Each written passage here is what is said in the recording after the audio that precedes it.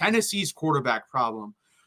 Nico has not been playing well, so the stats for him versus Florida, Arkansas, and Oklahoma, 60.5% completion percentage, 1 touchdown in 0 interceptions. Let me repeat that. 1 touchdown and 0 interceptions in 3 games. What do you think's going on there, Tyler? Well, it's with Tennessee, it's been weird because Nico's been very uncomfortable. And that's the last thing you want from, a freshman, a first-year starter at least who doesn't really have that much experience. I know he played against Iowa and had a, solid game. His QBR against Florida was literally 17.5. He did have that interception. I think he also had a fumble. No, he had 2 fumbles against Florida. This is a game, this past weekend, Tennessee should have lost. Simply put, is that Florida outplayed Tennessee. And if I'm a Florida fan, I'd feel pretty terrible about that whole game simply because, you outplayed Tennessee. You should have won the game. But Billy Napier jumps in and makes some terrible decisions coaching-wise all game, especially 4th and 1. He runs a sweep. And he's done this multiple times at Florida. I don't understand the finesse part of his game, but there's his coaching style for you. But Nico, 2 total turnovers against Florida. You go back to the Arkansas game, and this, again, he's uncomfortable. He's very uncomfortable in the pocket. He's not making the right reads. I just don't know what's going on necessarily with Tennessee's offense. The plays are there, in my opinion. It's not like they really just can't run the football. I know they struggled all first half against Arkansas, but after that, they were able to run the football. And the passing game was opened up, but Nico just couldn't make certain throws. And whenever he's pressured, he folds instantly. So Tennessee has a big game this week, and obviously against Alabama. You kind of got to hope that he's able to fix some mental things, because to me it looks like he has some type of mental thing going on. Nothing to do physically. It's with his pre-snap abilities, because to be honest with you, it doesn't look like there is much yet. And again, he's only 18, 19 years old, a freshman quarterback. Again, redshirt freshman. He did start against Iowa last year, who had a top 5 defense, but still. He's just very uncomfortable. And for me, like I said, it looks like something mentally is off with Nico. Yeah, I agree. I think he gets pretty agitated very easily in the pocket. And you see him, honestly, guys, at this point in his career, it's pretty obvious just watching him. He's a one-read guy, and then his eyes completely go down to the ground, and he's not able to read the defense after that. And a part of that also, I didn't know this, I found this out today, Tennessee has the worst tackle duo in the SEC combined, according to Pro Football Focus. So that doesn't help out either. But Dylan Sampson has been playing pretty well. He is the SEC leading rusher. He has 15 touchdowns already, which, yes, a lot of that came versus bad competition, but he still played decently well versus the other teams. And I could give Nico an excuse versus Arkansas and Oklahoma. I think both those teams have solid to good defenses.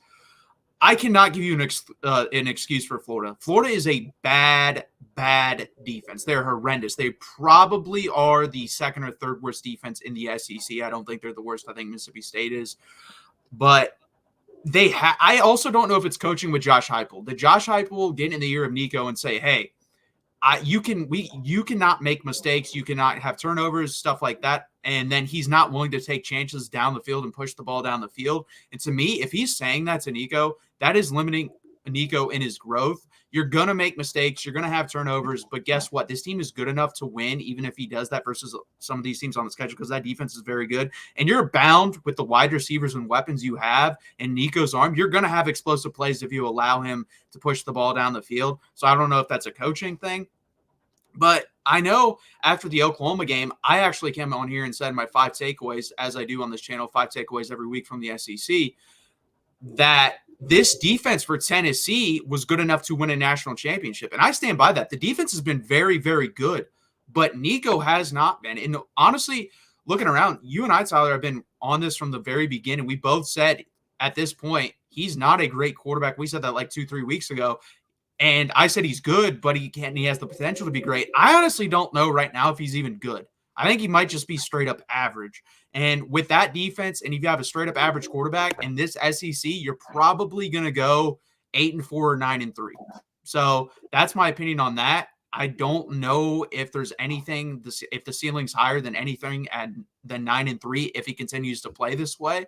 Could be wrong about that, but that's my opinion on the Tennessee quarterback situation. Yeah, and with Nico, you did make a point about the offensive line, and specifically the tackles. That's an easy, I guess, scapegoat for your quarterback play.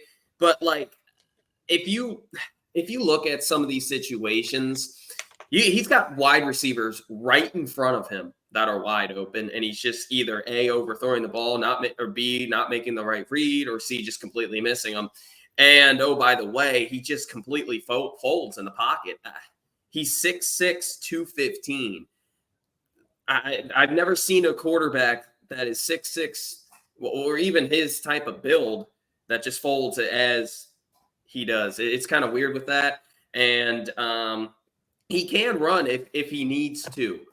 Again, you kind of touched on it. Maybe he's being coached to not progress down the field, which to me, that would just take so much away from the quarterback position, because that's a big part of playing quarterback, reading the safeties, reading the corners, reading the linebackers, reading the whole field. So I would hope that's not necessarily the case, but with a younger quarterback, I don't know. But he's against Bama. Bama's front's going to be able to get to the quarterback. He's going to have to step it up and make some of these throws, because most of these throws, especially in Josh Heupel's offense, aren't the most challenging, and they should be right there. That's just how he runs this offense, and with these wide receivers. So, and if they can run the football, he's given a lot. I mean, this team should not be 5-1, and they should not have even been in OT with Florida. They should have won that game convincingly. They were, I think, a 17-point favorite, 16, 17, whatever. I think they opened up at 14. But this offense for Tennessee just hasn't been good in SEC play. They escaped a win against Oklahoma. They controlled that one. That's probably the best they played thus far in SEC play. But they escaped a win at Oklahoma. They lost at Arkansas. Debatably, Arkansas is probably the best team that they've played. And then they played a bad Florida team whose coach is horrible and he's on his way out. If Florida fans know it, that was a horribly coached game from Billy Napier. And oh, by the way, Florida almost won the game. Yeah, they probably should have went for it in overtime with that 2-point conversion. And I also think Graham Mertz was playing pretty well in the second half before he got hurt. If he stays healthy, they probably do win the game. Tennessee fans have been asking for a great defense for a long time to go along with Josh Heupel's offense. They finally got it, and the offense is somewhat collapsed. And this is an elimination game, obviously, for the SEC championship game in my eyes.